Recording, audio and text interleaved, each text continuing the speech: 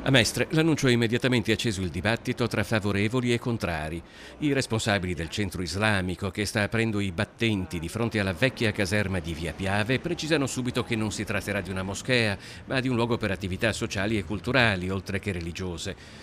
Ma ad animare i dubbi è anche e soprattutto la posizione dell'immobile, a pochi passi dalla rotonda con le vie Miranese, Circonvallazione e Carducci. Questa è una struttura che potrebbe potenzialmente attirare qualche centinaio di persone, bisogna vedere se questa è un'area attrezzata ad un arrivo di così tante persone, a partire anche da questo marciapiede che è piuttosto stretto e sul quale poi potrebbero anche fermarsi i fedeli che non riuscissero a entrare all'interno di quello che una volta era un supermercato. Il responsabile del nuovo centro islamico di Mestre è Samrat Abdullah, 27 anni, impegnato in una serie di incontri, tra cui l'ultimo in ordine di tempo con l'amministratore del condominio che si trova proprio sopra l'ex supermercato.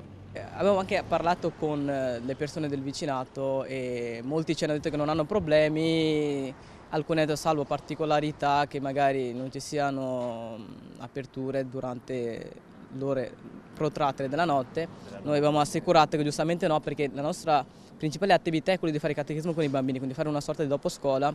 e che si concentra soprattutto dalle 18 fino alle 20 al massimo. Samrat è consapevole non solo del dibattito, se non delle polemiche che potrebbero accompagnare questa apertura, ma anche del fatto di trovarsi in una delle zone calde della malavita mestrina. Io anche ho detto la stessa cosa anche al commissariato capo che era venuto stamattina, che cercheremo di dare un segnale di positività quando se c'è una possibilità di incontro con anche altre comunità, quindi la gente che viene ovviamente qua a pregare e non come al solito le cose che succedono dall'altra parte oppure anche in questa via qua, quindi c'è lo spaccio, la prostituzione e tutto quanto. Quindi cercheremo di contrastare questa cosa qua.